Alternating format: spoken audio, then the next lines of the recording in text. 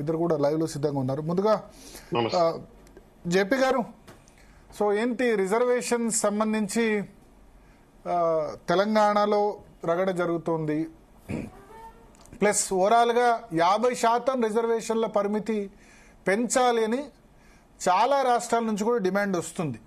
బీహార్లో ఇదే పరిస్థితి, ఒక తమిళనాడులో మాత్రమే ఇంప్లిమెంట్ అవుతుంది, మన మహారాష్ట్రలో కూడా కొట్టేశారు. ఏంటి మీ వైఖరి ఏంటి? రిజర్వేషన్ల వల్ల పొలిటికల్ కానీ విద్యా ఉద్యోగాల్లో రిజర్వేషన్ల వల్ల లాభం ఉంటుందా? భరత్ గారు, 3 అంశాలు. ఒకటి సాంకేతిక అంశం. ఉదాహరణకు హైకోర్టులో నాకు అర్థమంతరం చర్చకొచ్చిన అంశం ఏంటంటే గవర్నర్ సంతకం పెట్టకుండా చట్టం మారుతుందా లేదా అని చెప్పాను. జీవో ద్వారా చట్టాన్ని మార్చవచ్చా.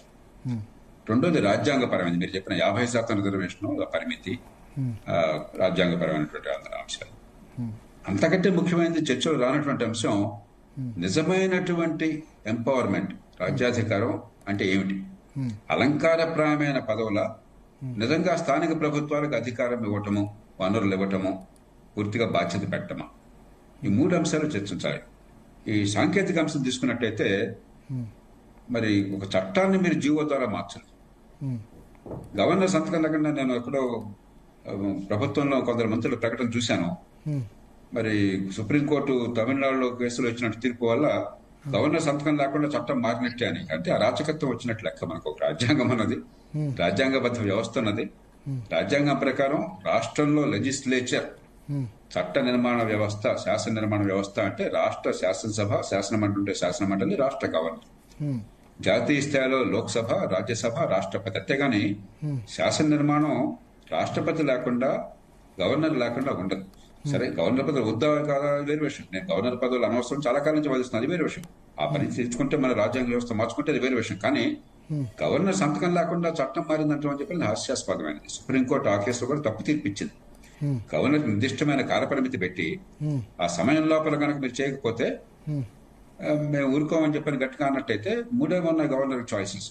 అయితే ఆయన దాన్ని మళ్ళీ అసెంబ్లీకి మంత్రివర్గాన్ని తిరిగి పంపించవచ్చు, లేదంటే అసెంబ్లీకి పంపించి ఒక సందేశాన్ని పంపించవచ్చు, లేదా భారత రాష్ట్రపతికి నివేదించవచ్చు రాజ్యాంగ పరంగా కానీ, లేకపోతే మన జాతీయ స్థాయిలో ప్రభుత్వానికి ఉన్నటువంటి కంకరెంట్ సబ్జెక్ట్స్ లో కనుక ఏమైనా జోక్యం అన్నట్టయితే.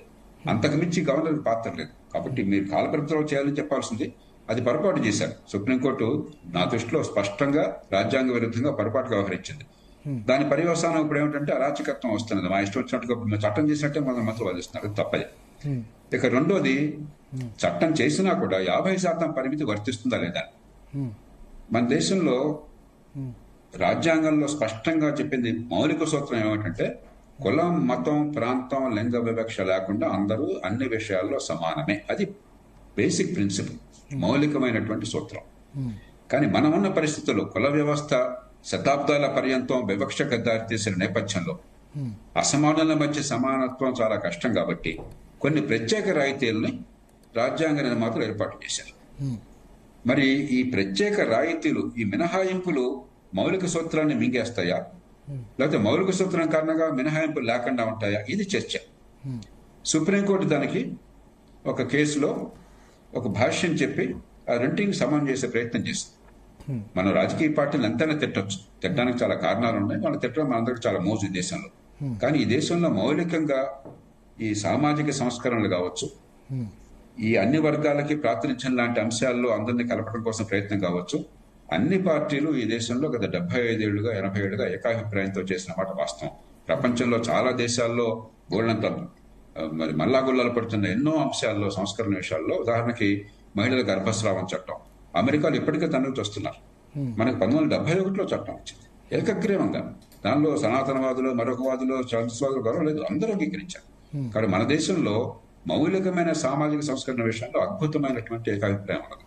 మనం దాన్ని గర్వించాలి, సంతోషపడాలి. ఈ సుప్రీంకోర్టు సమన్వయం చేసింది. అయితే ఏమిటంటే ప్రతినిధుల ఎన్నిక విషయంలో వర్తిస్తున్నదని నాకు అర్థమైనంత కొంత సందిగ్ధత ఉంది. ఇప్పుడు ఈ కేసులో అది తేలుతుంది. ఆ సందిగ్ధత 50% అన్నిటికీ వర్తిస్తుందా, లేకపోతే కేవలం ఉద్యోగాలకి, ఉన్నత విద్యకి మాత్రమే అని చెప్పని చూడడం జరుగుతుంది. మనకు అసలు నిజమైన విషయం, చర్చకు రాని విషయం ఏంటంటే ఈవేళ స్థానిక ప్రభుత్వాల్లో 75% రిజర్వేషన్ ఉన్నాయి. 50% మహిళలకి, గతంలో 3వ వంతు ఉండేవి. మహిళలకి అన్ని వర్గాల్లో ఓపెన్ సీట్స్ లో కానీ ఎస్సీ బీసీ సీట్లలో కానీ మహిళలకు ప్రాతినిధ్యం ఉంది. కాబట్టి మొత్తం అది 50%. అది కాకుండా మరి ఈ మగవాళ్ళ కేటాయించే సీట్లో మళ్ళీ 50% రిజర్వేషన్ ఉన్నాయి. మహిళలకు ఎలాగో ఉంటాయి దానిలో, అంటే మొత్తం 75%. మరి చాలా ఆర్భాటంగా ఎన్నికలు జరుపుతున్నాం. 30 ఏళ్లుగా ఎన్నికలు జరుపుతున్నాం. చాలా మందిని మేయర్లని, మున్సిపల్ చైర్పర్సన్స్ ని, జిల్లా పరిషత్ చైర్పర్సన్స్ ని, మరి సర్పంచుల్ని, సమితి అధ్యక్షుల్ని, లేకపోతే మండల అధ్యక్షుల్ని మనం పెట్టుకున్నాం. ఉత్సవ విగ్రహాలుగా మార్చేసాం. నిజంగా ఈ వర్గాలకు అధికారం ఇవ్వాలి, సాధికారత కావాలని చెప్పిన మనసుంటే ఖచ్చితంగా ఉండాలి. నేను మొదటి నుంచి వాదిస్తున్నాను, స్థానిక ప్రభుత్వాలకి నిజమైన అధికారం లేకుండా ప్రజాస్వామ్యం వర్ధిల్లదు. జాతీయ స్థాయి రాష్ట్రంలో ప్రజాస్వామ్యం అనేది పైపైన ఉండేదే. నిజమైన ప్రజాస్వామ్యానికి పాఠశాలలో స్థానిక ప్రభుత్వాలు. చివరికి చైనా లాంటి దేశంలో సైతం స్థానిక ప్రభుత్వాల పాత్ర చాలా గణనీయమైనది. మన దేశం నిర్వీర్యమని చెప్పి గట్టిగా నిరంతరం వాదిస్తున్న వాళ్ళనే ఒకటి.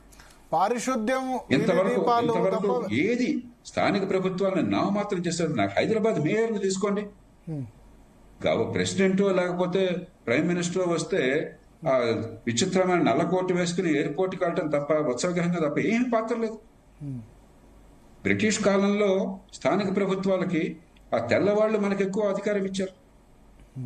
ఆనాడు మరి రాజేంద్ర ప్రసాద్ గాని, మన మొదటి రాష్ట్రపతి, తొలి ప్రధానమంత్రి జవహర్లాల్ నెహ్రూ గాని, తొలి హోంమంత్రి సర్దార్ పటేల్ గాని, మనకందరికి ఆరాధ్య దైవం సుభాష్ చంద్ర బోస్ గాని, మన తెలుగునాట మొట్టమొదటి తెలుగు ముఖ్యమంత్రి ఆంధ్ర రాష్ట్రానికి అదొరకు మెడ్రాస్ ప్రెసిడెన్సీకి ప్రకాశం పంతులు కానీ, తొలి భారతీయ గవర్నర్ జనరల్ రాజాజీ కానీ, ప్రతి ఒక్కళ్ళు స్థానిక ప్రభుత్వాల్లో ఎదిగిన వాళ్ళు. అలాంటిది ఈవేళ అసలు స్థానిక ప్రభుత్వాలు నామమాత్రం తప్ప పనికి రాకుండా చేశారు. 25 మంది ముఖ్యమంత్రులు ఆ 15-20 ఏళ్ల కాలంలో 1960 నుంచి 1975 ప్రాంతానికి ఎమర్జెన్సీ తర్వాత చంపేశారు చాలా చోట్ల స్థానిక ప్రభుత్వాలు. ఆ 15 ఏళ్లలో 25 మంది ప్రభావితుల ముఖ్యమంత్రులు ఈ దేశంలో స్థానిక ప్రభుత్వాలను చూస్తే, ఇవాళ దేశం మొత్తంలో 30 ఏళ్లలో లింగులుమంటే ఒక్క ముఖ్యమంత్రి వచ్చారు, ఆ దేవేంద్ర ఫడ్నవీస్. ఎంకే స్టాలిన్ కూడా చెప్పుకోవచ్చు, కానీ ఆయన చెన్నై మేయర్ కావడం వల్ల ముఖ్యమంత్రి ఎవరు అనుకోరు. ఆయన తండ్రి కొడుకుగా వచ్చాడు కాబట్టి ఆయన. ఇదేం ప్రజాస్వామ్యం, ఇదేమి సాధికారత? ఉత్సవ విగ్రహాలుగా పదవులు పెడితే సాధికారత? నిజమైన సాధికారత ఇవ్వడానికి ఇష్టం లేదు. ఎంత డ్రామాలు ఆడుతున్నారు ఈ వీళ్ళు కానీ వాడు కానీ. కాబట్టి నిజంగా దేశం మీద మమకారం ఉంటే, నిజంగా అణగారిన వర్గాలకు అధికారం కావాలి, ప్రజలకు అధికారం పాత్ర కావాలి అన్నట్టయితే, ఈ కేంద్రీకరణ స్థానంలో 3వ అంచె ప్రభుత్వాలు నిజంగా బలమైన స్వయం ప్రతిపత్తి గల వనరులున్న ప్రభుత్వాలు కావాలి. చైనాలో 51% ఖర్చు పెడుతున్న స్థానిక ప్రభుత్వాలు మన దేశంలో ప్రపంచం మొత్తంలో తక్కువ 3% ఖర్చు పెడుతున్నాయి. అది కూడా డైరెక్ట్ గా కేంద్ర ప్రభుత్వ నిధులే, ఫైనాన్స్ కమిషన్ డివల్యూషన్ తప్ప రాష్ట్ర ప్రభుత్వం అసలు విషయం మరుగున పెట్టి సాధికారత మాట్లాడుతున్నారు. దీనిలో సాధికారత అనేది గోంగూర లేదు, మంచి అబద్ధాలు. నిజమైనటువంటి మనసు ఉన్నట్టయితే స్థానిక ప్రభుత్వాలకు మీరు కనీసం 25% నిధులు ఇవ్వండి, అధికారం ఇవ్వండి. తప్పులు చేస్తారన్న భయం ఉంటే ఖచ్చితంగా అక్కడ అవినీతి ఉంటుంది. మీ దగ్గర అవినీతి లేదా? అడుగుడిన అవినీతి ఉన్నది, అక్కడ అవినీతి ఎక్కువ ఉండదు. ఒకవేళ ఉన్నా కూడా ఖచ్చితంగా అక్కడ ఆంబుడ్స్మన్ పెట్టండి, తప్పు చేస్తే దండించండి. అధికారం ఇవ్వండి. అధికారం లేకుండా సాధికారత ఏం మాట్లాడుతున్నారు? ఉత్సవగృహాలకు అధికారం ఉంటుందా? సాధికారత ఉంటుందా?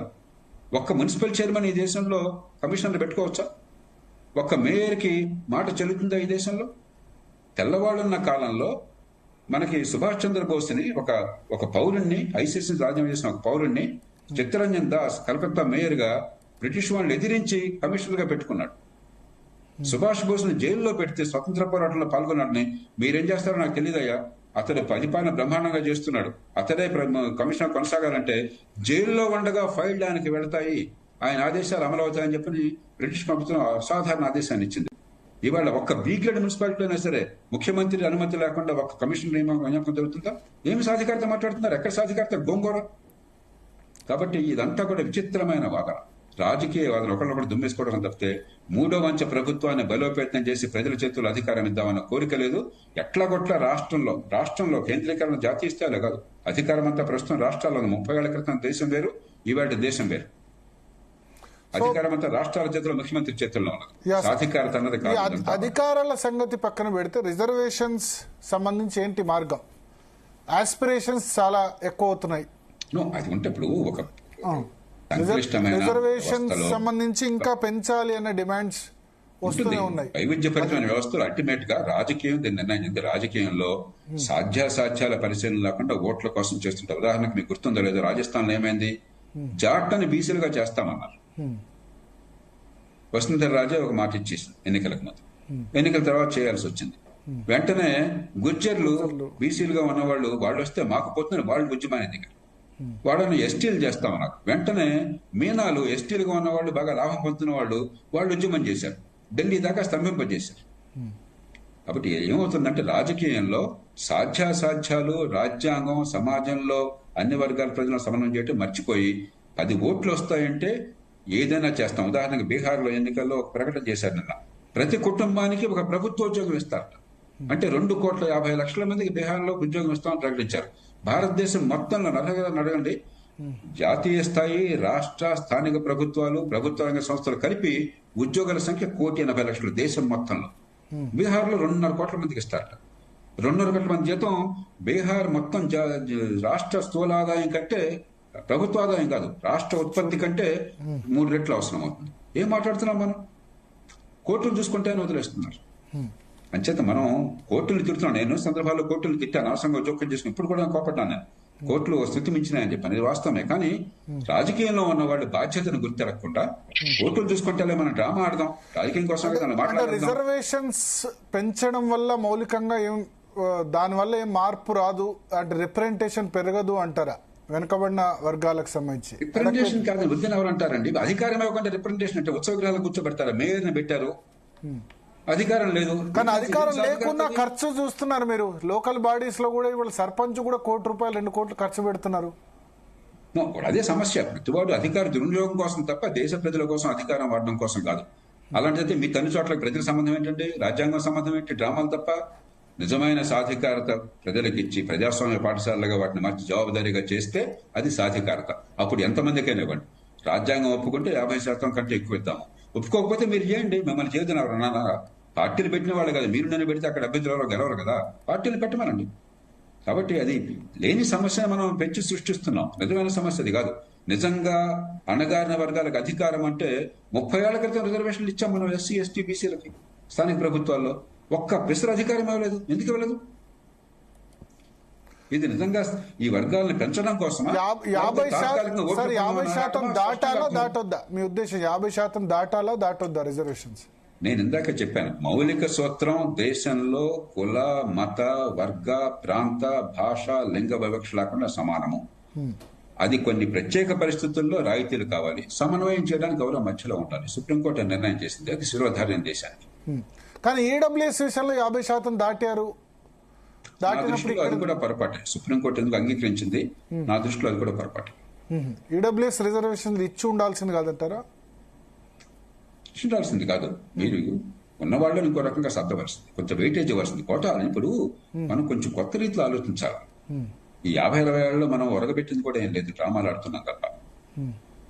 అన్ని వర్గాలకు అవకాశం ఇవ్వాలంటే ముందు మంచి ప్రమాణాల పాఠశాల విద్య, మంచి ప్రమాణాల ఉన్నత విద్య. వాటి డిగ్రీ కాగితం 4 తీసుకోవడానికి మంచి, అది 190 మందికి. ఆ తర్వాత ఏం మాట్లాడుతున్నారు మీరు? తర్వాత ఇచ్చే అవకాశం ఏంటి? బోర్డు అవకాశం. ప్రభుత్వాల్లో, పాఠశాలలో, స్కూళ్ళలో విద్య ఎంతకుండా ఉంటే. రెండోది, మీరు ఈ కోటాల రూపంలో కాకుండా వెయిటేజ్ ఇవ్వచ్చు. ఇంకా రకరకాల ఇన్నోవేటివ్ మెథడ్స్ ఉన్నాయి. మనకు అదేం లేదు, ఓపిక. ఏదో ఒకటి రాజకీయం కోసం డ్రామాలు ఆడటం తప్ప. మహిళల రిజర్వేషన్ కూడా అలానే అసెంబ్లీ, పార్లమెంటు హడావిడిగా రాజ్యాంగ చట్టం చేశారు. ఎప్పుడో 1998లో మేము అందరం కూర్చుని ఒక నమూనా చట్టం తయారు చేశాం. అప్పుడు లోక్సభ స్పీకర్ మన బాలయ్య గారు పార్లమెంట్ సభ్యులందరికీ పంచాడు. ప్రభుత్వం అప్పుడు ప్రతిపాదన పక్కన పెట్టేసింది. అవేమీ చర్చ లేదు, అవసరం లేదు. రిజర్వేషన్లు పెట్టేసాం కాన్స్టిట్యూన్సీస్కి, ఏదో పెట్టేసారు, అయిపోయింది. ఇస్తున్నామోవైనా పుచ్చుకుంటున్నామోవైనా చెప్పి. అంతేగాని నిజంగా ఈ లక్ష్యం నెరవేరాలని చెప్పంటే సరైన పద్ధతి, ప్రజాస్వామ్య పద్ధతి, వ్యవస్థని బాగు చేసే పద్ధతి, మంచి నాయకత్వం చేసే పద్ధతి అంటే ఆలోచన లేదు. ఏదో చేశామన్న కీర్తి కావాలి, ప్రజలు ఓట్లేసేస్తారని చెప్పిన ఆశ. ఓకే, నరహరి గారు, సో ఏంటి వే ఫార్వర్డ్? నిన్న హైకోర్టు మధ్యంతర ఉత్తర్వుల తర్వాత ఏమనిపిస్తుంది మీకు? ఫస్ట్ జయప్రకాష్ నారాయణ సార్ చెప్పినట్టు నేను దాని అంటే డీసెంట్రలైజేషన్ ఆఫ్ పవర్, అధికార వికేంద్రీకరణ, ముఖ్యంగా మనకి 73, 74వ రాజ్యాంగ సవరణ ద్వారా మనము చాలా గొప్ప నిర్ణయము ఈ దేశంలో తీసుకోవడం జరిగింది. ఈ రాజ్యాంగ సవరణ ద్వారా ఈ అమెండ్మెంట్ తీసుకొచ్చిన తర్వాత అధికార వికేంద్రీకరణ ఏదైతే జరగాలో ఖచ్చితంగా జరగలేదు. ఈ రోజు కూడా కేంద్రీకరణ జరుగుకుంటా పోతా ఉంది. అది ఇంకా స్టేట్ లెవెల్లో కేంద్రీకరణ జరగడం, ఏ అధికారాలైతే వికేంద్రీకరణ వ్యవస్థ ద్వారా లోకల్ బాడీస్ కి ఇవ్వాల్సింది ఏదైతే ఉన్నదో అవన్నీ కేంద్రీకరణ అవ్వడం వల్ల మనం ఈ రోజు ఈ సమస్యలు ఖచ్చితంగా చూస్తున్నాం. అయితే సార్ మాట్లాడే దాంట్లో ఒక చాలా ఇంపార్టెంట్ పాయింట్ ఏమిటనంటే ఈ అణగారిన వర్గాలు ఏవైతే ఉన్నాయో అయితే మనము రాజ్యాంగం రాసుకున్నప్పుడు కూడా మనం చెప్పుకున్నది ఏంటంటే మనము సమానత్వ దిశగా అంటే సోషల్ జస్టిస్ తీసుకొచ్చి మనము సమానత్వ దిశగా తీసుకెళ్లి అందరికీ సమానుపాలలో అందరూ తమ తమ మానవ వనరులని పెంపొందించుకునే విధంగా చేసుకొని మనము అందరికీ అధికారం వచ్చే విధంగా తయారు చేసుకుందామని మనం అనుకున్నాం. కానీ గత 75 ఏళ్లలో మనం ఇవన్నీ చూసుకున్నట్టయితే అసలు ఆ సమానత్వము రాలేదు, ఆ సమానత్వం రాకుండా అధికారము రాలేదు. సో ఇప్పుడున్నటువంటి ముఖ్యంగా మనం దేశమంతటా ఏదైతే ఈ బీసీ వర్గాలు ఓబీసీ వర్గాలకు సంబంధించిన విషయాలు చూస్తున్నామో మనం లాస్ట్ టైం కూడా నేను జీ న్యూస్ కి వచ్చినప్పుడు లాస్ట్ 10 సంవత్సరాలలో 8 రాష్ట్రాలు బీసీలకి చట్టసభలలో బీసీలకి లోకల్ బాడీస్ లో మరియు గవర్నమెంట్ జాబ్స్ లో కానీ ఎడ్యుకేషన్ ఇన్స్టిట్యూషన్స్ లో కానీ రిజర్వేషన్స్ బీసీలకు పెంచాలనే విధంగా చట్టాలు పట్టుకొచ్చినాయి. 8 రాష్ట్రాలు 10 సంవత్సరాలు పట్టుకొస్తే అన్ని కోర్టులలో కొట్టివేయడం జరిగింది. సో మనకి చాలా ప్రస్ఫుటంగా ఏం కనిపిస్తున్నారు అంటే బీసీ వర్గాలు ఓబీసీ వర్గాలు చాలా ఆస్పిరేషనల్ క్లాసెస్ అంటే ఎంతో ఆకాంక్షలతో కూడుకున్నటువంటి ఈ వర్గాలకి ఎక్కడో దగ్గర ఈ సమానత్వం వస్తే మనకు అధికారం వస్తుంది అనేటువంటి ఎక్కడో దగ్గర ఈ మోసం జరిగింది అనేటువంటిది ఈ రోజు బీసీ వర్గాలు బాగా భావిస్తున్నారు. కాబట్టి ఫస్ట్ అధికారం వస్తే సమానత్వం దానంతట అదే వస్తుంది అనేటువంటి ఈ రివర్స్ కాన్సెప్ట్ లో వెళ్ళడం జరుగుతూ ఉంది. అయితే ఇవన్నీ పరిణామాలు చూసుకున్నట్టయితే ఇప్పుడు అంటే మనం ముందు నుంచి చెప్పుకుంటున్నాము స్టేట్ గవర్నమెంట్ ఆఫ్ తెలంగాణ ఏదైతే ఈ 42% రిజర్వేషన్స్ లోకల్ బాడీస్ లో తీసుకురావాలనేటువంటి ప్రక్రియ మొదటి నుంచి దాన్ని రాంగ్ డైరెక్షన్ లో తీసుకెళ్ళింది. అది మనం ముందు నుంచి మాట్లాడుకుంటున్నాం. అది పోయి మనము 2 మెయిన్ ఏవైతే నిర్ణయాలు ఉన్నాయో సుప్రీంకోర్టులో ఇందిరాసాని కేసులో 50% కంటే ఎక్కువ వెళ్ళకూడదని, అదేవిధంగా K Krishnamurthy union of India plus Gavai versus state government of Maharashtra కేసులో ట్రిపుల్ టెస్ట్ జరిపి దాని ద్వారానే లోకల్ బాడీస్ లో బీసీలకి ప్రాతినిధ్యం ఇవ్వాలి అనేటువంటి ఈ రెండు విషయాలని విస్మరించి తెలంగాణ ప్రభుత్వం ఏదైతే నిర్ణయం తీసుకుని జియో పట్టుకొచ్చిందో ట్రిపుల్ టెస్ట్ లో ఇప్పుడు 50% కోటా ఒకటి దాటింది, మిగతా 2 కరెక్టే కదా? బీసీ డెడికేటెడ్ కమిషన్ ఏర్పాటు చేయడం 2 కరెక్టే. ఆ 2 BC dedicated commission plus empirical data తీసుకొచ్చినట్టు వాళ్ళు దాన్ని మొత్తానికి ఏదో చూపించినారు. కానీ థర్డ్ పాయింట్ ఏదైతే ఉందో 50% దాటకూడదని ట్రిపుల్ టెస్ట్ లో థర్డ్ కండిషన్ ని దాన్ని అతిక్రమించి వాళ్ళు 42% ఏదైతే పట్టుకొచ్చినారో అది మొత్తం కలిపి 67-69% వరకు వెళ్ళింది. సో మనం ఫస్ట్ నుంచి చెప్పుకునేది ఏమిటనంటే ఇందాక సార్ చెప్పేది కూడా చట్టాలు చేసేవాళ్ళు నిర్ణయాలు తీసుకునే వాళ్ళు ఇవన్నిటినీ మన దేశంలో మన దేశంలో చట్టాలు ప్రభుత్వాలు తయారు చేస్తాయి. ప్లస్ ఈ రాజ్యాంగబద్ధంగా అంటే ఏదైనా విషయం రాజ్యాంగబద్ధంగా నిర్ణయం తీసుకున్నదా లేదా అనేటువంటి జ్యుడిషియల్ స్క్రూటినీ ఏదైతే ఉందో అది గౌరవ సుప్రీంకోర్టు ఇంపార్టెంట్ గా తర్వాత హైకోర్టులు కూడా కొంతవరకు చేస్తాయి. అయితే గౌరవ సుప్రీంకోర్టు చాలా స్పష్టంగా 50% దాటకూడదని చెప్పిన తర్వాత కూడా తెలంగాణ ప్రభుత్వం ఇలాంటి నిర్ణయం తీసుకొని ఈ రోజు బోర్ల బొక్కల పడింది. సో ఈ పరిస్థితులలో ఖచ్చితంగా ఇప్పుడు మన దగ్గర ఉన్నది ఏమిటనంటే ఒక రకంగా తెలిసి కూడా తప్పు చేయడాలనే దిశగా ఈ నిర్ణయం తీసుకున్నట్టుగా మనకు కనిపిస్తా ఉన్నది. సో దీంట్లో ఫస్ట్ ఆప్షన్ ఇందాక మీరు చెప్పినట్టు కూడా ఫస్ట్ ఆప్షన్ ఏంటంటే ఈ స్టేకి వెకేట్ చేయడానికి సుప్రీంకోర్టు వెళ్ళడం. సో సుప్రీంకోర్టు వెళ్తే ఏం చెప్తుంది సుప్రీంకోర్టు? అక్కడికి వెళ్ళిన తర్వాత మీరు ఏ విధంగా ఈ ప్రక్రియని ఏ విధంగా మీరు చేసుకున్నారు, ప్లస్ ముఖ్యంగా గౌరవ సుప్రీంకోర్టు 2021-22లో ఏదైతే Gavai versus state of Maharashtra దాంట్లో చాలా స్పష్టంగా చెప్పిన తర్వాత కూడా మీరు ఆ ట్రిపుల్ టెస్ట్ లో థర్డ్ కండిషన్ ని ఫుల్ఫిల్ చేయకుండా మీరు పట్టుకొచ్చినారు. కాబట్టి దానికి స్టే వెకేట్ చేసే ఆస్కారం అస్సలు కనిపించడం లేదు. సెకండ్ ఆప్షన్ తెలంగాణ ప్రభుత్వం ముందు ఏముందనంటే, పాత రిజర్వేషన్స్ ప్రకారం, అంటే పాత రిజర్వేషన్స్ లో 18% ఎస్సీలకి, 9% ఎస్టీలకి మరియు 23% బీసీలకి పాత రిజర్వేషన్ ప్రకారం మళ్ళీ డ్రాలు తీసి మళ్ళీ ఎంపీటీసీ, జెడ్పీటీసీ, సర్పంచ్ల రిజర్వేషన్స్ ని నిర్ధారణ చేసి ఎలక్షన్స్ పోవాలి.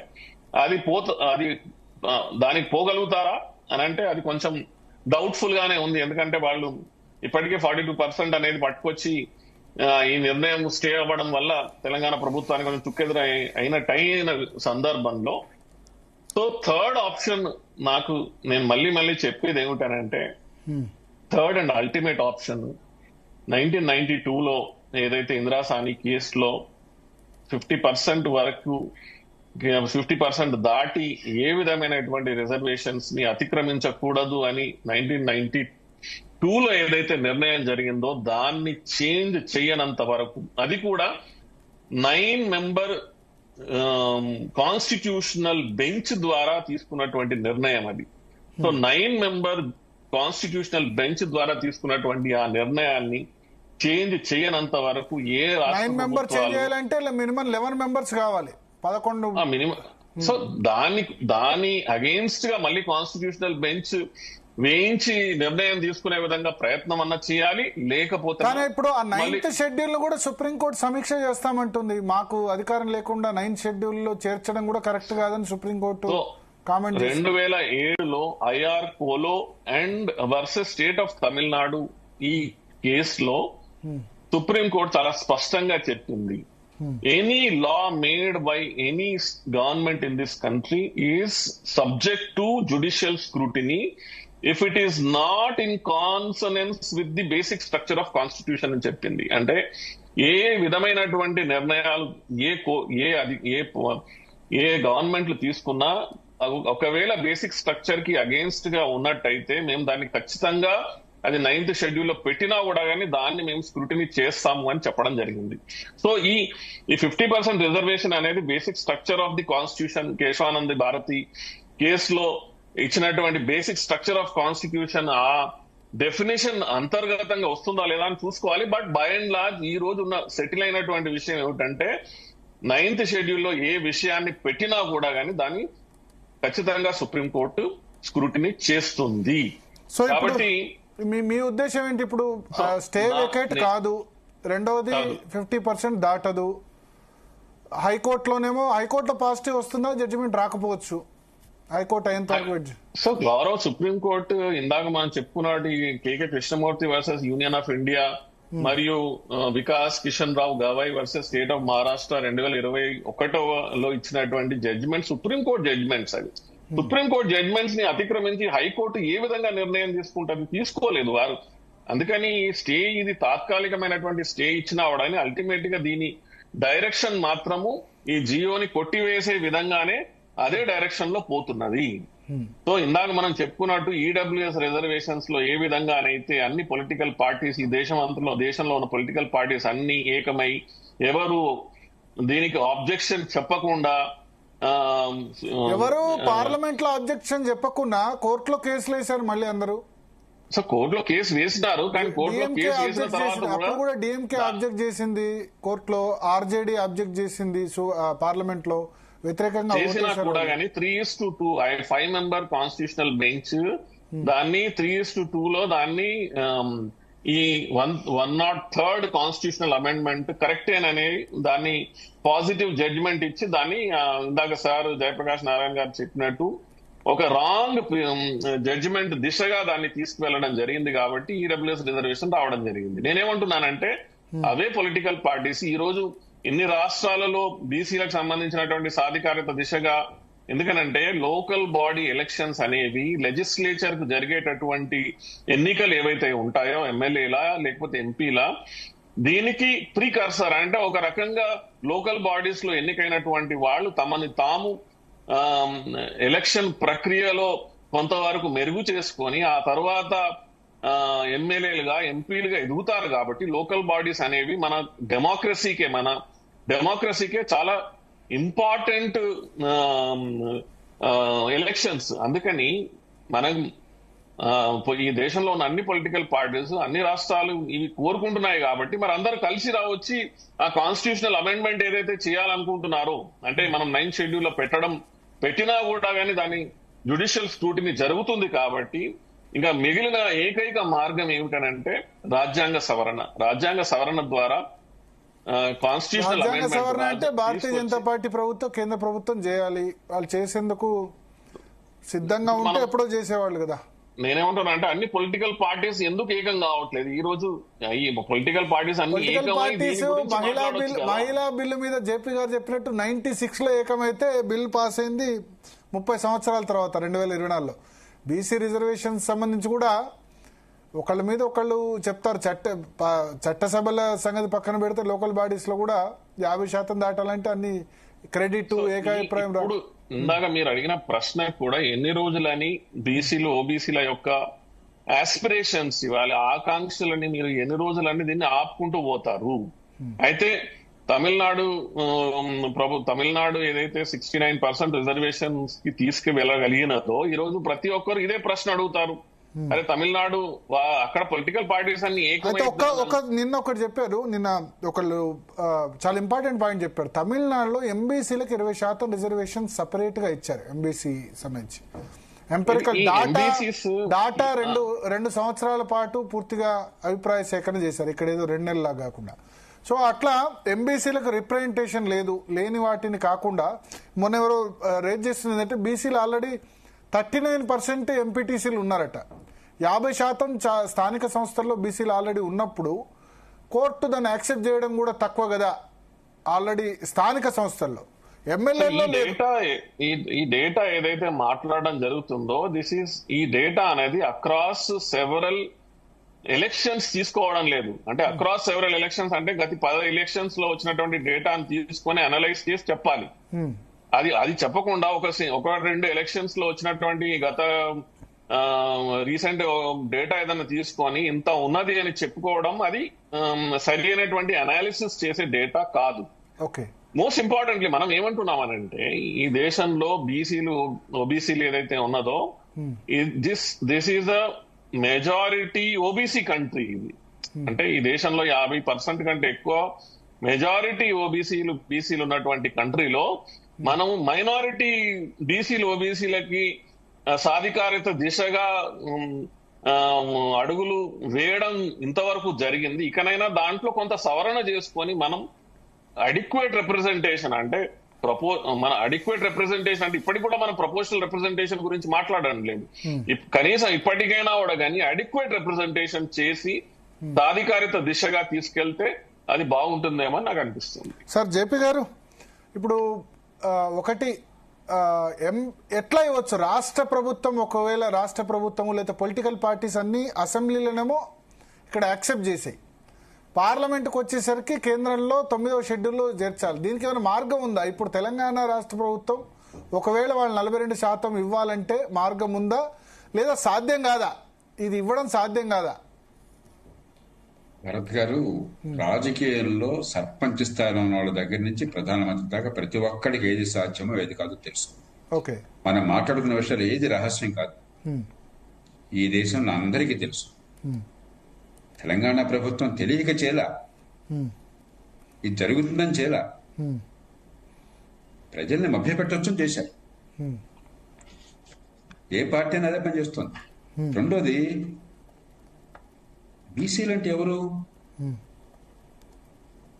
మీకు జాట్లు బీసీలు అయితే, గుజరాత్లో పటేల్స్ బీసీలు అయితే, కర్ణాటకలో లింగాయత్స్ ఓకలుగా బీసీలు అయితే, రేపొద్దు ఆంధ్రప్రదేశ్లో రెడ్డి, కమ్మ, వెలమ, రాజు అందరినీ బీసీలు చేస్తే ఏమిది? తెలంగాణలో, తమిళనాడులో ప్రతి కులం బీసీలే. ఇది మనం రాజకీయంగా నిజంగా అణగారిన వర్గాలు, వివక్షగురైన వర్గాలకు చేయాలని కాదు, ఏదో రకంగా ఎన్నికల్లో ఓట్లు రావాలి, ఆ పేరు పెట్టాలి. అంటే మన దగ్గర కూడా నిజంగా వివక్ష గురైనటువంటి బీసీలకు న్యాయం జరగట్లా. కనీసం సబ్ క్లాసిఫికేషన్ ఉన్న చోట కొంతమేరకు జరుగుతుంది. ఉత్తరాదిన సబ్ క్లాసిఫికేషన్ నాకు అర్థమైనంత వరకు. కాబట్టి బీసీలను వాడుతున్నాం తప్ప నిజంగా అణగారిన వర్గాలు, తరతరాలుగా వివక్ష గురైన వర్గాలకు మనం న్యాయం చేయట్లా. నేషనల్ ఓబీసీ లిస్ట్ లో సబ్ క్లాసిఫికేషన్ లేదు, బట్ రాష్ట్రాల్లో కొన్ని రాష్ట్రాల్లో అసలు ఏ రకంగా లింగాయత్స్ ఒకరిగాసు వెనకబట్టి తగ్గుతారు చెప్పండి నాకు ఒకసారి. కర్ణాటక పటేల్స్ ఎలా అవుతారు చెప్పండి నాకు, జాట్లు ఎలా అవుతారు చెప్పండి. అసలు ఏ మాత్రం మనకి దేశంలో సమాజం పట్ల అవగాహన ఉన్నా సరే ఎలా అవుతారు అంటే ఇది ఒక రాజకీయంగా దీన్ని వాడుకోవటం తప్ప దీనిలో అణగారిన వర్గాల సంక్షేమం కాదు ప్రధాన పాత్ర వహిస్తున్నది. నిజాయితీ గమనించాలి. రెండోది, నిజంగా ఈ వర్గాలకు న్యాయం జరగాలంటే ప్రపంచంలో అన్ని దేశాల్లో సామాజిక న్యాయం ఎట్లా వచ్చింది? మంచి ప్రమాణాల విద్య, ఏ తల్లి గర్భాన పుట్టినా కూడా, ఏ కులంలో ఏ కుటుంబంలో పుట్టినా కూడా, డబ్బుతో నిమిత్తం లేకుండా, గ్రామం పట్ల నిమిత్తం లేకుండా, ఆడమగ నిమిత్తం లేకుండా బ్రహ్మాండంగా అందించారు. పరమ చండాలంగా విద్య ఉన్న దేశం భారతదేశం. అట్టడుగులో ఉన్న విద్య ఉన్న దేశం భారతదేశం. ఒక్కళ్ళు మాట్లాడుతున్నారా? బీసీల పిల్లలకి, ఎస్సీల పిల్లలకి ఏ కుటుంబంలో పుట్టినా ఐఏఎస్ ఆఫీసర్ల కొడుకులు కూతురులతో సమానంగా మంచి విద్య అందించే ఏర్పాటులో జరుగుతుందని చెప్పండి చూసారుతో. టీచర్లు రిక్రూట్ చేస్తాము, ఉద్యోగాలు ఇస్తాము, కోట్లు కేటాయిస్తాము, బిల్డింగ్లు కడతామని చెప్తాడు తప్పే.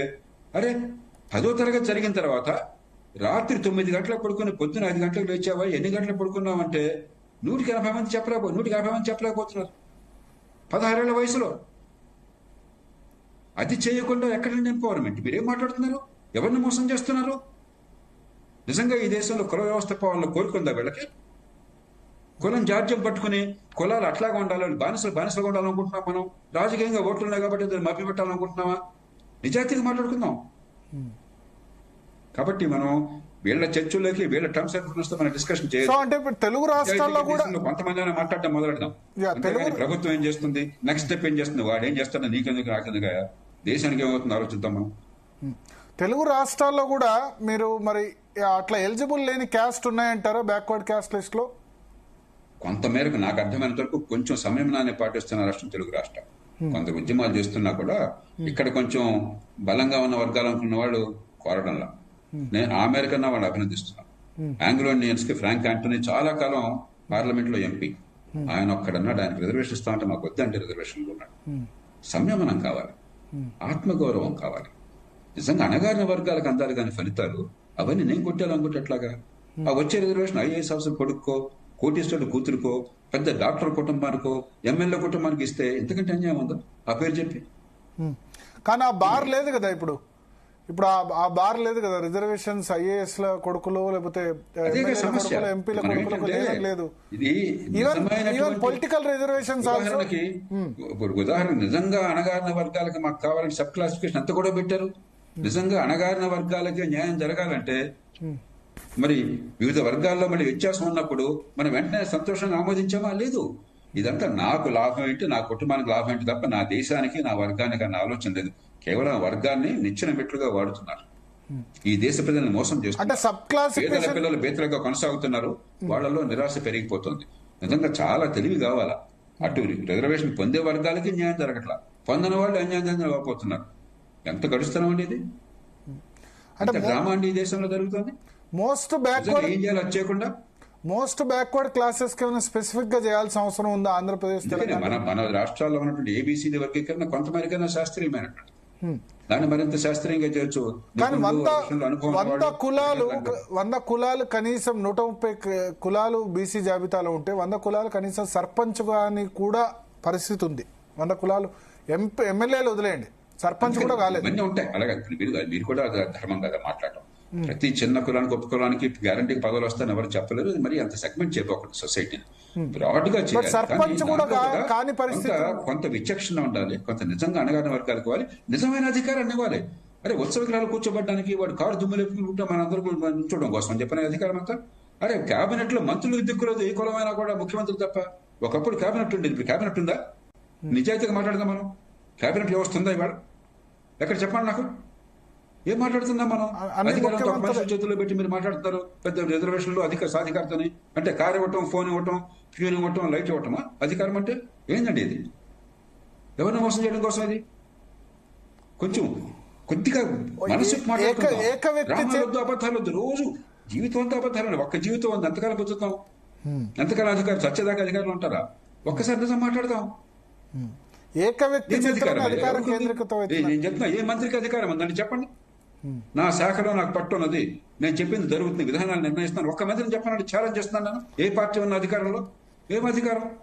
కొంత ఇప్పుడు కాంగ్రెస్ గవర్నమెంట్ లో లేదా ఇప్పుడు రేవంత్ రెడ్డి గవర్నమెంట్ లో ఫిర్యాదు చేసుకోవడానికి అధికారం ఉంది. నిజమైన అధికారం ఉందా చెప్పండి నాకు. ఏ పార్టీ ఉన్నా సరే ఈ పార్టీ ఆ పార్టీ నిందించడం. కాంగ్రెస్ బాగా తిట్టుకోవచ్చు తేలిక, వాళ్ళు విమర్శించుకోవచ్చు అంటే. ముఖ్యమంత్రులు తప్ప మంత్రులకు అధికారాలు లేవు అంటే ఇవన్నీ లేకుండా రిజర్వేషన్స్ ఇచ్చిన ఈ రాష్ట్రమే కాదు అన్ని రాష్ట్రాల్లో అదే పరిస్థితి కాలక్రమేణా. మరి అధికారాలు లేకుండా ఎందుకు ఇన్ని కోట్లు ఖర్చు పెడుతున్నారు? మరి ఏం చెప్పమంటారు? ఈ దేశంలో ఈ జాడ్యానికి సమాధానం చెప్పంటారు. కర్ణాటకలో కొన్నేళ్ల క్రితం ఒక వెనకబడ్డ ప్రాంతంలో నేను బస్ చేశాను. సర్పంచ్ గారు వచ్చాడు. ఆయన బీసీ రిజర్వేషన్ కాబట్టి ఆయన ఎన్నికైనాడు. చాలా వెనకబడ్డ ప్రాంతం. కొడుకు ఏదో అవసరం ఉందని ₹1,00,000 డబ్బులు కావాలన్నాడు. ఏదో కొడుకు సెటిల్ కావాలని చెప్పి.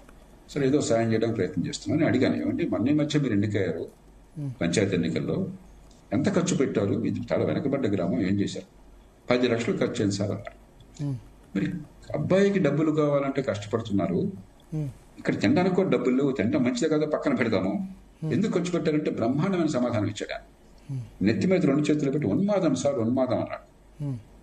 కర్ణాటకలో పిచ్చి అన్న పదాన్ని ఉన్మాదం సంస్కృత పదాన్ని ఓత పదంగా వాడుక పదంగా వాడతారు. అది సరైనటువంటి ఈ పదవుల్లో ఏదో ఉందన్న ఆశ తప్ప ఎమ్మెల్యే దగ్గర ఎమ్మెల్యేకి 30 కోట్లు ప్రపంచంలో నిరుపేద దేశంలో రాష్ట్ర స్థాయిలో బోడి ఎమ్మెల్యే పదవికి ఏం అవమానించామని నేను ఆ పదవి చేశాను. 25-30 కోట్లు ఖర్చు పెట్టి 25-30 ఏం మాట్లాడుతున్నా 50 కోట్లు అవుతుందని చెప్తున్నారు. ఇది సాధ్యమే? దీనికి సమాధానం ఏం చెప్పాను నేను? ఉన్మాదం తప్ప, వ్యవస్థలో ఉన్న వికృత ధోరణులు తప్ప. ఈ దేశంలో ఏదో పదవి ఉంటే కొంపమని ఏదో అద్భుతం జరుగుతుందని చెప్పిన పిచ్చిలో అందరూ పడిపోయినారు. దాని నుంచి బయటపడాలి. ఇప్పుడు నిజంగా సమాజం కోసం పదవి కానీ వ్యక్తి కోసం పదవి కాదు. ఇప్పుడు త్యాగాలు చేసే పదవి కానీ దోచుకోవడానికి పదవి కాదు. అధికారం హంగులు అనుభవించడానికి పదవి కాదు. అసలు ఆ కాన్సెప్టే పోయింది. అక్కడి నుంచి వచ్చింది సమస్యలు. అదే పదవుల్లో ఇంత గందరగోళం ఏంటండి? ఎవడో ఒక ఆయన ఎమ్మెల్యే పదవి పోటీ చేస్తూ గత ఎన్నికల్లో ఓడిపోయి ఈసారి ఓడిపోతే ఆత్మహత్య చేసుకుంటానని బెదిరించారట. జనం ఓటేసి గెలిపించారట. ఎంత విచిత్రంగా ఉందండి ఇది. ఇది పరిపాలన, ఇది ప్రజాస్వామ్యం, ఇది రాజకీయమా, ఇది రాజ్యాంగమా? ఎవరిని మోసం చేసుకుంటున్నాం మనం? కొంచెం ఈ చెత్త నుంచి బయటపడండి, ఈ పేపర్ హెడ్లైన్స్ నుంచి బయటపడండి. స్థానిక ఎన్నికలకు సమరం ఎందుకు? సమరం వాడైతే ఉరపడిచ్చేది ఏంటి? అక్కడ ఏం అధికారం ఉందో నేను చాలా ఫ్రాంక్ గా మాట్లాడుతున్నాను. చాలా నిదానంగా ఉండే నాకు కూడా ఆగ్రహం వస్తుంది. జనాన్ని ఇంత బేవకూఫులు చేస్తున్నారు. ఎక్కడో చోట సంయమనం కావాలి, ఎక్కడో నిజాయితీ కావాలి మాట్లాడాలి. అన్ని పచ్చబద్ధాలన్నా కొద్దిగా లేచిన దగ్గర నుంచి మీకు అదన్న మొహం చూసుకోండి ఒకసారి. సో ఎట్లా సార్ మరి ఇప్పుడు మీరు అన్నట్టు ఈ ఉత్సవ విగ్రహాలుగా ఉన్నా సరే గుజరాట్లండి నిజమైనటువంటి సాధికారత, స్థానిక ప్రభుత్వాలకి నిజమైన అధికారం, నిజమైన సాధికారత ప్రతి బిడ్డకి మంచి ప్రమాణాల కనీసం పాఠశాల విద్య, తర్వాత ఓపికని బట్టి ఆసక్తిని బట్టి అవకాశాలతో పెరుగుతారు. ముందు అసలు పాఠశాల విద్య పునాదులు లేకుండా మీరేం చేసిన గ్యాస్. స్థానిక ప్రభుత్వాలంటే మంచి ఆరోగ్యం, పాఠశాల విద్య, స్థానిక ప్రభుత్వాలు చిన్న పట్టణాలను పెంచి ఎక్కడికక్కడ నిరుపేద కుటుంబం మారుమూల గ్రామాల్లో ఈ కుల వృత్తుల్లో ఉన్నవాళ్ళు మహానగరానికి చిన్న ఉద్యోగాలకు పోయి దిక్కుమాలిన బతుకు బతకాల్సిన అవసరం లేకుండా ఎక్కడికక్కడ చిన్న ఉద్యోగాల కల్పన, లోకల్ అర్బనైజేషన్, ఈ రకమైన విజన్ ఉంటే సమాజంలో అందరూ అభివృద్ధిలో పాల్పంచుకుంటారు. లేకపోతే ఏమవుతుంది? డబ్బు ఉన్నవాడు, బాగా నిజమైన నైపుణ్యం, అదృష్టం కొద్దినో అవకాశం కొద్దినో అందినవాడు, నగరాల్లో ఉండే కనెక్టివిటీ ఉన్నవాడు, నెట్వర్కింగ్ ఉన్నవాడు, వాడు గొప్ప అవకాశాలు వస్తూనే పెరుగుతున్నారు. సామాన్యులు కొంచెం పెరుగుతున్నారు. అసలు పెరగలేదు అట్లా. ఈ టెక్నాలజీ వల్ల, ప్రభుత్వాల వల్ల కాదు, రాజకీయం వల్ల కాదు, కానీ అంతరం పెరుగుతుంది. ఈ దేశం చాలా ప్రమాదంలో పడుతుంది.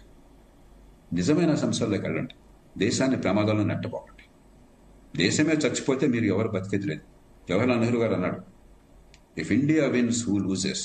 ఇండియా అయినా గెలిస్తే గోల్డేది ఎవరు? If India loses who wins. దేశమే నాశనం అయితే గెలిచేదెవరు? కొంచెం ఒక్కసారి ఆలోచించండి. ఇవన్నీ చాలా విచిత్రమైన మాటలుగా ఉంటాయి. ఈ దేశం ఏంటి, కాంగోమర్ ఏంటి అని చెప్పాను. కొంచెం ఒక్కసారి సమాజం, దేశం. రిజర్వేషన్స్, ఈ డిమాండ్స్, ఇవన్నిటి వల్ల లాభమే ఉండదంటారు. దీనివల్ల గవర్నమెంట్, ఇందాకే చెప్పాను అది కావాలి మోటం అని చెప్పాను. దానికి ఒక పరిమితులు ఉన్నాయి. నిజమైన విషయం అది కాదు, ఫలానే కావాలని చెప్పాను. నా మాటలు వక్రీకరించి రిజర్వేషన్ వల్ల లాభం లేదన్నారు జేపీ గారు. రిజర్వేషన్ ఉండాలన్నాడు, ఇది కాదు.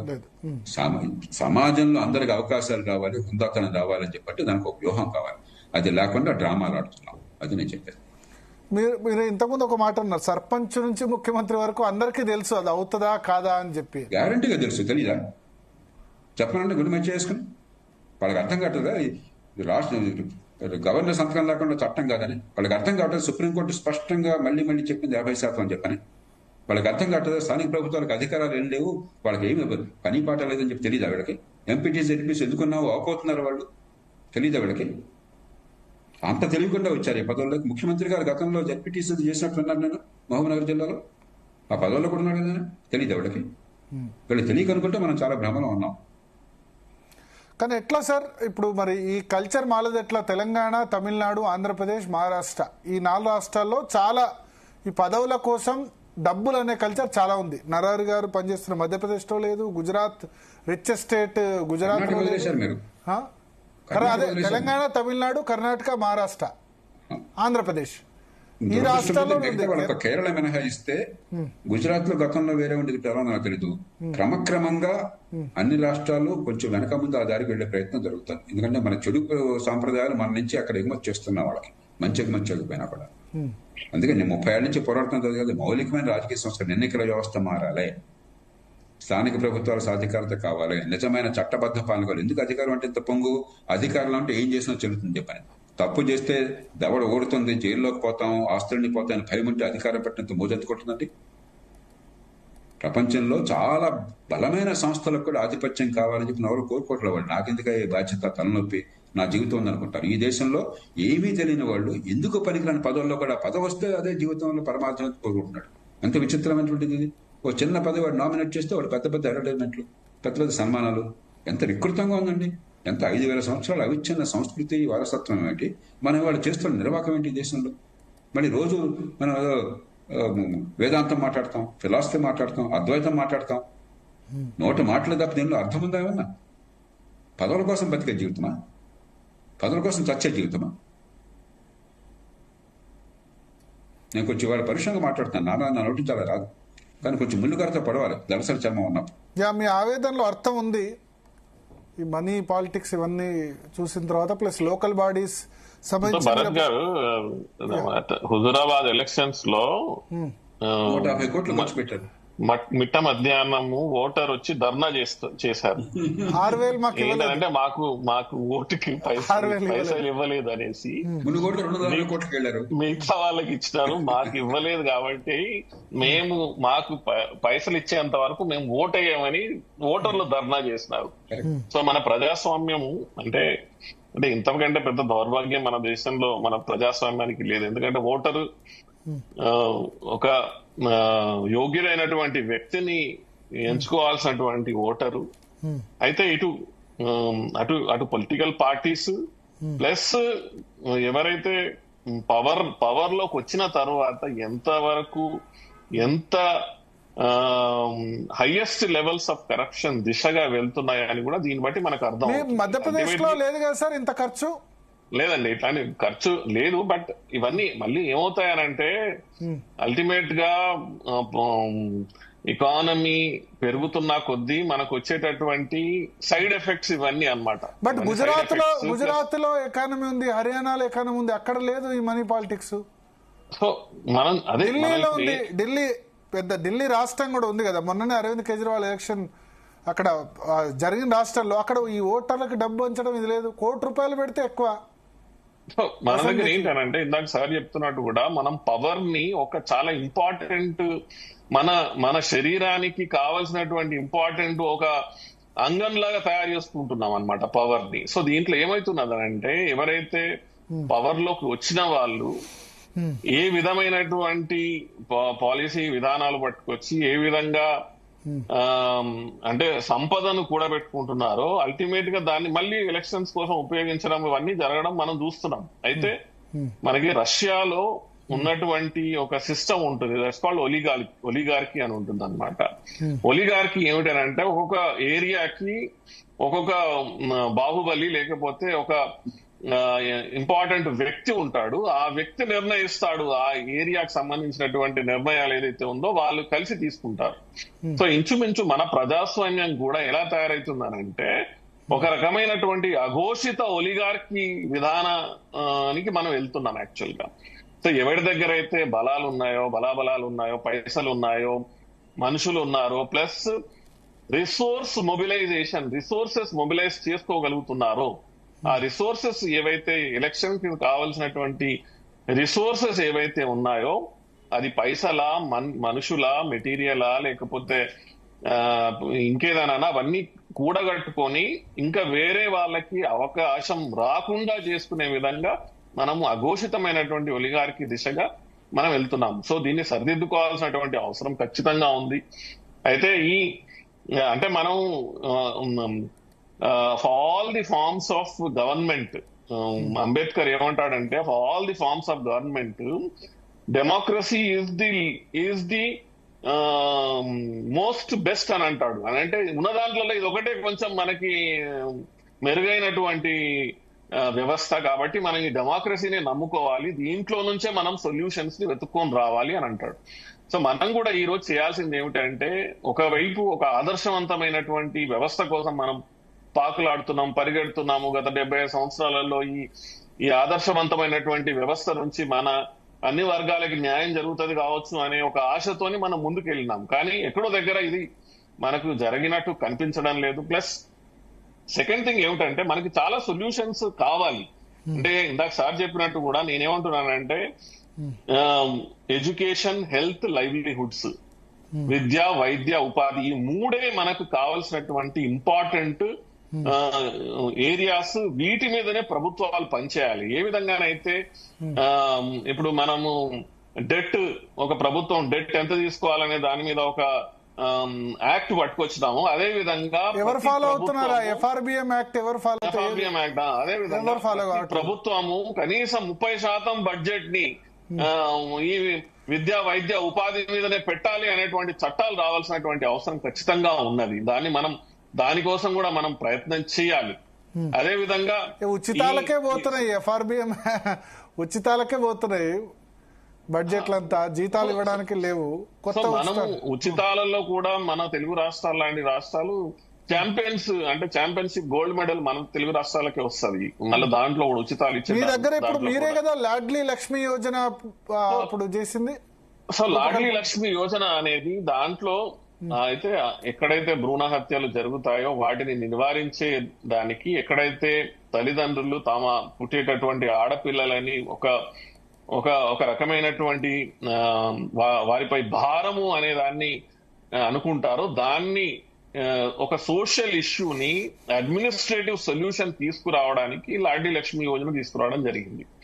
అయితే మొన్న ఏదైతే లాడ్లీ బెహనా యోజన వచ్చిందో మధ్యప్రదేశ్ లో, ప్రతి మహిళ ఎవరైతే పైకి 21 సంవత్సరాల నుంచి 60 సంవత్సరాలు ఉంటారో వారికి 1000 రూపాయలు ఇవ్వాలనేటువంటి ఏదైతే కాన్సెప్ట్, అంటే దీంట్లో ఏ రోజైనా అవడగానే ఒక సగటు మహిళ ఎవరైతే ఒక ఇల్లుని నడిపించేటటువంటి సగటు మహిళ తను in any day she is a better manager of finances than a man. ఎవరైతే వాడు పొద్దున్నుంచి సాయంత్రం పనిచేసిన తర్వాత సాయంత్రం వచ్చిన డబ్బును తీసుకెళ్లి సారా కొట్టు దగ్గర కూర్చొని ఆ పైసల్ని ఖర్చు పెట్టడం కంటే ఒక 1000 రూపాయలు మహిళ చేతిలో పెడితే తన పిల్లల కోసం పాలా లేకపోతే కూరగాయలు కొనడమా లేకపోతే ఇంకే దానికైనా ఖర్చు పెడుతుంది అనేటువంటి ఒక నిర్ణయాన్ని మనం దాన్ని భావించవచ్చు. కానీ నేనేమంటున్నానంటే ఎక్స్ట్రీమ్ కేసెస్ ఏమిటంటే ఇంట్లో వ్యక్తిని ఇంట్లో కూర్చుండబెట్టి వాడిని పోషించడం ఏదైతే ఉన్నదో, this is an extreme case of freebies. పెళ్లి చేసుకుంటే 1,00,000 ఇస్తాము, తులం బంగారం ఇస్తాము, ఫ్రీ బస్ ఇస్తాము, ఇట్లా అయిపోతుంది. సో ఇవన్నీ ఏంటంటే మనకి ఎకానమీలో, అడ్మినిస్ట్రేటివ్ ఎకానమీలో చాలా ఇంపార్టెంట్ ఏంటంటే ఫెల్ట్ నీడ్స్, రియల్ నీడ్స్ అని ఒకటి ఉంటుంది కాన్సెప్ట్. అంటే యాక్చువల్ గా వాస్తవంగా ప్రజలకి ఏం కావాలి అనే దాని మీద కంటే నేను ఏమి ఇవ్వగలుగుతాను, అంటే నేను ప్రభుత్వంలో ఉన్నటువంటి వాడిని నేను ఏమి ఇవ్వగలుగుతాను అంటే మళ్ళీ ఏంటంటే ఇది నేను రాజుని, మిగతా వాళ్ళంతా సబ్జెక్ట్స్, స్లేవ్స్, వాళ్ళకి నేనేమి ఇవ్వగలుగుతాను అనేటువంటిది ఏదైతే ఉందో దీంట్లో నుంచి పుట్టుకొచ్చినటువంటి ఈ వ్యత్యాసాలు ఈ ఫ్రీబీస్. ఎందుకనంటే ప్రజలు అడగలేదు, నువ్వు అడగకపోయినా కూడా నేను ఇచ్చేవాడిని కాబట్టి నేను ఇస్తున్నాను, నేను నీకు బంగారం ఇస్తున్నా, నేను నీకు మోటార్ సైకిల్ ఇస్తున్నా, లేకపోతే టీవీలు ఇస్తున్నా అనేది ప్రజలు అడగకపోయినా నిర్ణయాలు తీసుకోవడం, ఇది చాలా అంటే this is an extreme form of poor governance అంటే అని మనం చెప్పుకోవచ్చు. జేపీ గారు, నరహరి గారితో నేను పూర్తిగా ఏకీపిస్తాను. చక్కటి పదం వాడారు, అఘోషిత ఆలిగార్కీ అని చెప్పాను. అన్డిక్లేర్డ్ ఆలిగార్కీ, అప్రకటిత ఆలిగార్కీ. అయితే రెండు విషయాలు చర్చలోకి వచ్చినట్లు కొంచెం క్లారిటీ కావాలి. వారు అన్నట్టుగా, అంబేద్కర్ అన్నట్టుగా ఈ ప్రపంచంలో చాలా మంది ఆలోచన పనులు అన్నట్టుగా ప్రజాస్వామ్యంలో చాలా లోపాలు ఉండొచ్చు, కానీ వేరే మార్గం లేదు. మన సమస్య ప్రజాస్వామ్యం ఉండాలా వద్దా అని కాదు, నిజమైన ప్రజాస్వామ్యం ఉండాలా లేకపోతే దొంగ ప్రజాస్వామ్యం ఉండాలా అని చెప్పారు. మన ప్రజాస్వామ్యం కేవలం ఓటు ఖచ్చితంగా వేస్తున్నాం, బలవంతంగా వేయట్లా.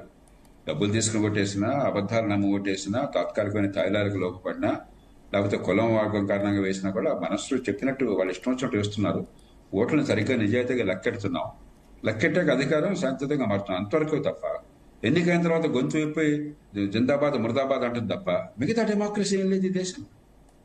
నిజమైన డెమోక్రసీకి ఇవి అవసరంగానే ఇవి చాలా.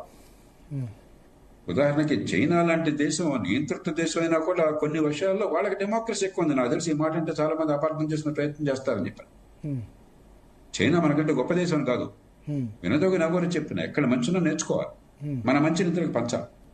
51% స్థానిక ప్రభుత్వాలకు వాళ్ళు నిధులు ఇచ్చారు, అధికారం ఇచ్చారు, పోటీ పడుతున్నారు, వ్యవస్థను పెంచారు, విద్యని బాగు చేశారు, పెట్టుబడులు పెంచారు, ఉపాధి కల్పించారు.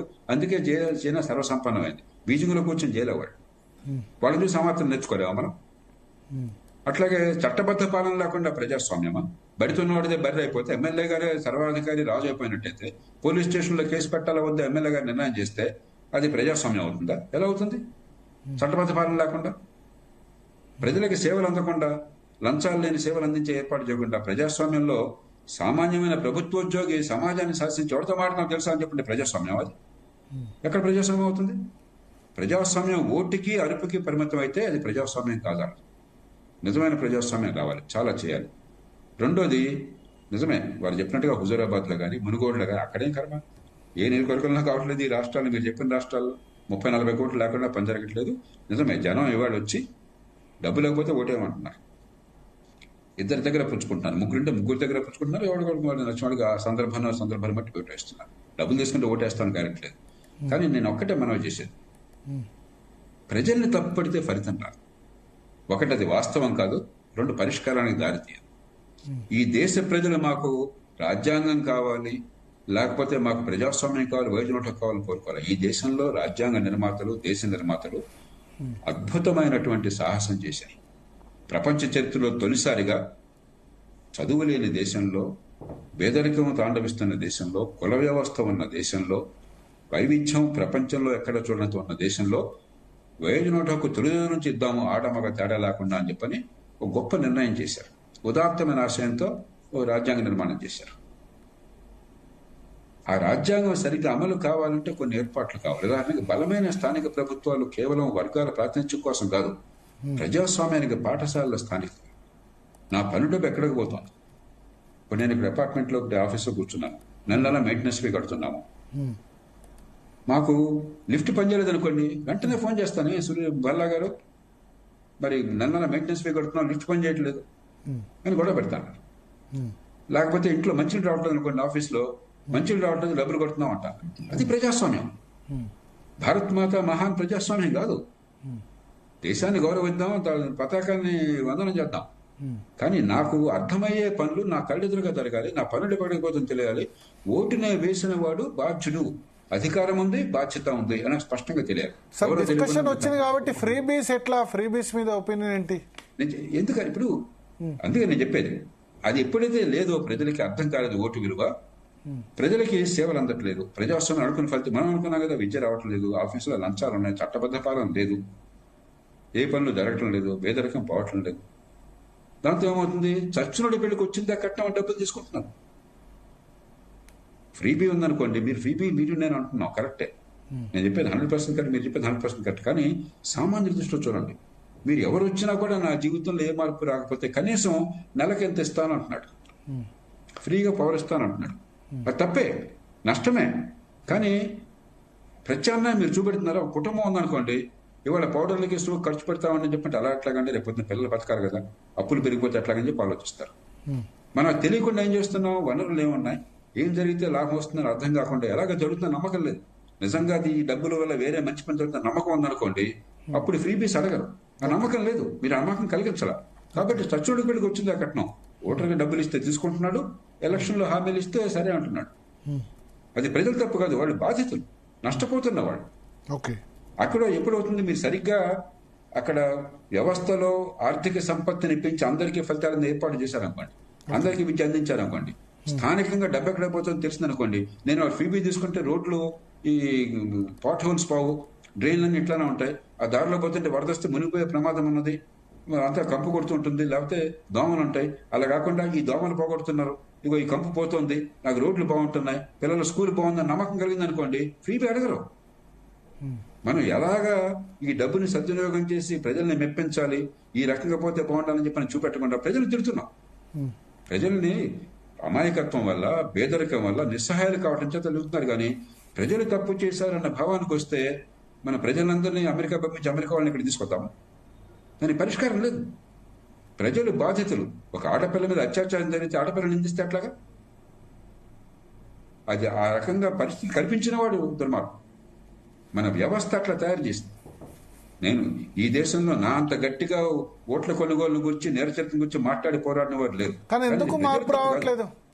వ్యవస్థ నిర్మాణం లేదు. అందుకని వ్యవస్థ నిర్మాణాన్ని మార్చే ప్రయత్నం చేయకుండా అధికారాన్ని పొందటము, అధికారంలో కొందరు మంచి కూడా చేస్తున్నారు, అందరూ చెడు చేస్తున్నారు అంటలా.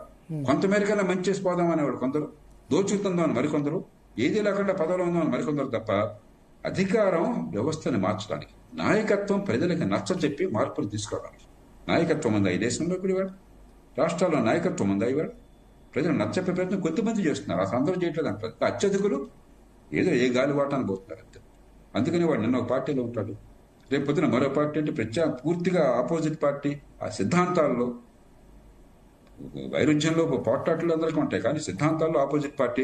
వాళ్ళు సంతోషంగా వాడు గెలిచే అవకాశం అనుకుంటే అంతే తప్ప అసలు ఇందులో కొన్ని లక్ష్యాల కోసం రాజకీయ జీవితంలో ఉన్న వాళ్ళు 190 మంది లేరు. ఆ పదవి వస్తే చాలు, ఎవడిచ్చినా పర్లేదు. ఎవరినప్పుడు ఎమ్మెల్యే వస్తే, పదవిలో వస్తే 5 ఏళ్ల క్రితం ఏ పార్టీలు ఉన్నారో మీరు మీకు తెలియదు అనుకోండి, అడిగితే ఆయన సిగ్గుపడుతుంటారు.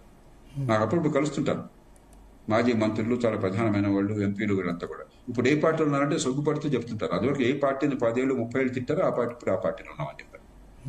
ఇది ఇందాక ఆయన చెప్పారు కదా, అఘోషిత ఆలిగార్కీ, అప్రకటితమైనటువంటి ఆలిగార్కీ, ఆ ప్రపంచంలో ఉన్నాం మనం. అది మౌలికమైన సమస్య. Okay okay, so thank you JP గారు. నేను ఒక పాయింట్ ఇక్కడ చెప్తూ, మనం ఏంటంటే ఇప్పుడున్న మనం సబ్జెక్ట్ మనం ఏదైతే మాట్లాడుకుంటున్నామో 42% ఏదైతే ప్రస్తుతం తెలంగాణ ప్రభుత్వం ఒక దగ్గరికి వచ్చి ఆగిపోయిందో, అదే విధంగా వివిధ రాష్ట్రాల్లో వివిధ పొలిటికల్ పార్టీస్ చేసిన ప్రయత్నాలు కానీ ఇవన్నీ ఒక దగ్గరికి వచ్చి ఆగిపోయినాయి. అంటే ఈ రోజు లేటెస్ట్ తెలంగాణ, దానికంటే ముందు బీహార్, ఇవన్నీ. కాబట్టి మనకి సొల్యూషన్స్ పాసిబుల్ అని నేను చెప్తున్నాను పదే పదే. నేను ఏమంటున్నానంటే మనం సొల్యూషన్స్ ఏదో రకంగా దీన్ని వెతకాలి.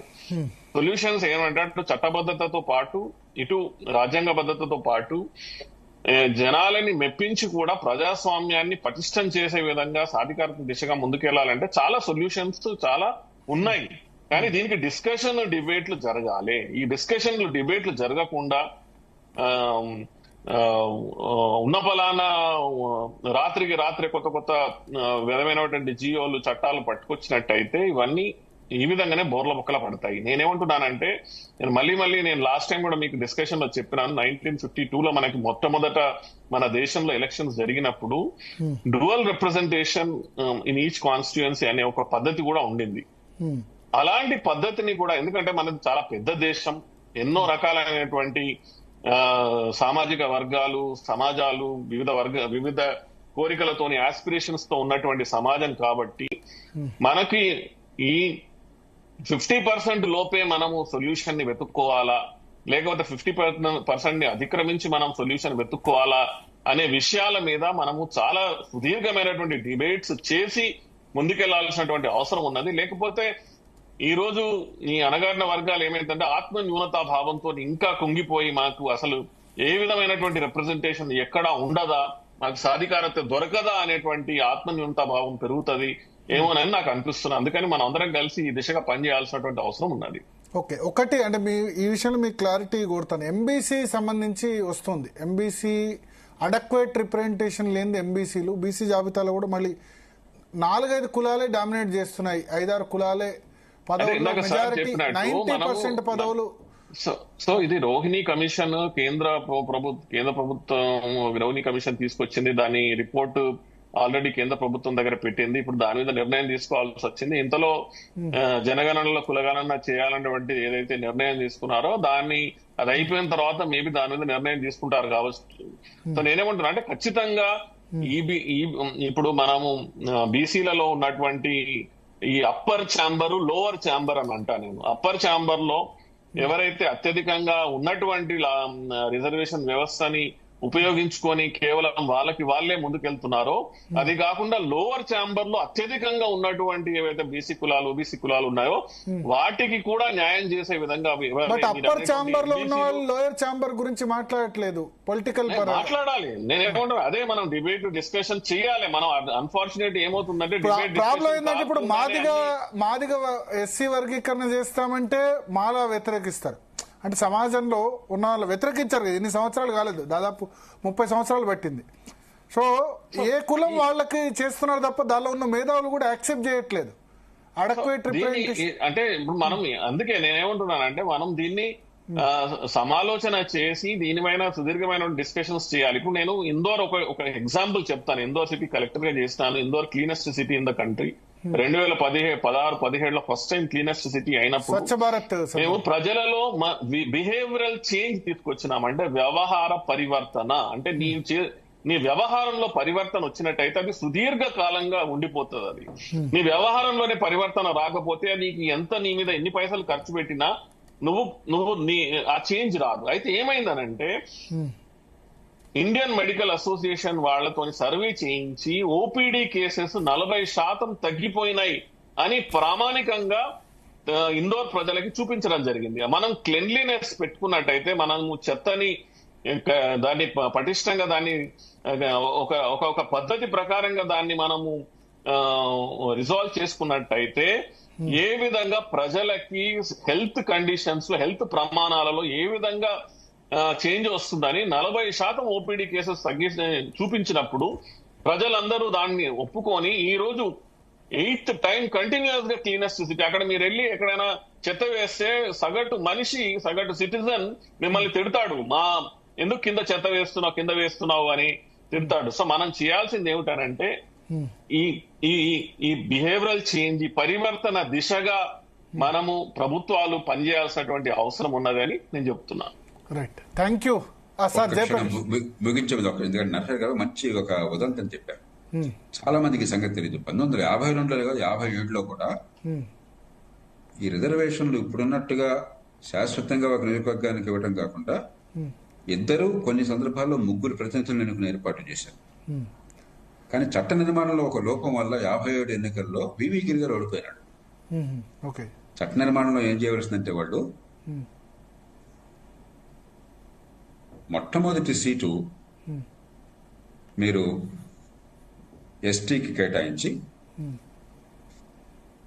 ఎస్టీల్లో అత్యధిక ఓట్లు వచ్చిన వాళ్ళకి కేటాయించి, రెండవ సీటు జనరల్ గా పెట్టవలసి. వాళ్ళు పెట్టకుండా మొట్టమొదటి సీటు జనరల్ కేటాయించి రెండవ సీటు ఎస్టీకి ఇచ్చారు. అక్కడ విచిత్ర పరిస్థితుల్లో ఏంది వివి గిరి గారితో. ఇప్పటికి కూడా మీరు ఉత్తరాంధ్రలో చూసినట్టయితే, దక్షిణ ఒరిస్సాలో చూసినట్టయితే షెడ్యూల్డ్ ట్రైబ్ వర్గాలే గాని రాజా కుటుంబాల వారు. వాళ్ళకున్న పలుకుబడి వల్ల ఈ జనరల్ సీట్లోనూ మెజారిటీ వచ్చింది, మెంబర్ వచ్చారు, వివి గారు రెండవ సంఖ్య వచ్చింది. రెండో సీట్లో ట్రైబల్ ఎన్నికైనాడు, 2 పోయినాయి. దాంతో కాంగ్రెస్ పార్టీ చట్టంలో నిర్మాణాలను సరిగ్గా సవరించకుండా తీసిపారేస్తే రిజర్వేషన్ కాన్స్టిట్యున్సీ పెట్టారు. అంటే ఎలిగెంట్ సొల్యూషన్స్ ఉన్నాయి, ప్రాక్టికల్ సొల్యూషన్స్ ఉన్నాయి. మనకి అన్ని వర్గాలని కలుపుకుని సమాజంలో నిజమైన న్యాయం అందించడం కోసం మన దేశంలో ఆ ప్రయత్నం జరగట్లేదు. మహిళల రిజర్వేషన్ కావచ్చు, మరొకటి కావచ్చు. చాలా క్రూడ్ సొల్యూషన్స్, ఎలిగెంట్ సొల్యూషన్, నాయకత్వాన్ని పెంచేది, సాధికారిత ఇచ్చేది కాకుండా ఏదో చేసాం, ఇస్తున్నామా వాయనం, పుచ్చుకుంటున్నామా వాయనం అనే సొల్యూషన్స్ వచ్చినాయి. వారు చక్కటి రిజంతాన్ని తీసుకొచ్చారు. ఈ చర్చ పెట్టినందుకు ఇందాక వారు అన్నారు, నిజమైన మంచి ప్రమాణాలతో నిజాన్ని చెప్పే బహిరంగ చర్చ కావాలి తప్ప మరి మన దేశంలో మనకు ఇంకో ఆయుధం లేదు. మీలాంటి చర్చలు కొంచెం ఫలవంతమైనటువంటివి, పార్టీలను తిట్టుకోవడం కాకుండా అందుకనే సార్ పార్టీలు ఇప్పుడు నెక్స్ట్ పార్టీలు ఎలాగో ఉంది, ఎందుకంటే పార్టీలు కాకుండా ఎందుకంటే ఇంటెలెక్చువల్ చర్చ ఉండాలనే ఉద్దేశంతోనే పిలిచారు. అలా కాకుండా నిజంగా ఈ దేశంలో అందరికీ హుందాతనం కావాలి, గౌరవం కావాలి, అవకాశం కావాలి, నాయకత్వ స్థానాలు కావాలి, ప్రాతినిధ్యం కావాలి. దానికి ఏం చేయాలనేది చిత్తశుద్ధితో ఆలోచిస్తే పరిష్కారాలు పుష్కలంగా ఉన్నాయి. Okay okay okay thank you JP గారు, నరహరి గారు. సో స్పందన, ఒకటి అంటే మనం ఒక ఇంటలెక్చువల్ డిస్కషన్ ఎందుకు ప్లాన్ చేసామంటే, అంటే రిజర్వేషన్ సంబంధించి 42% ఇస్తే ఇవ్వడానికి ఉన్న మార్గాలు, ఇస్తే ఒరిగేదేంటి, అసలు లోకల్ బాడీస్కు జేపీ గారు చెప్పినట్టు పవరే లేదు. స్థానిక సంస్థల డ్యూటీ ఏమైందంటే ఓన్లీ మోర్లు సాఫ్ చేయడం ఊర్లో వరకు అయిపోయింది.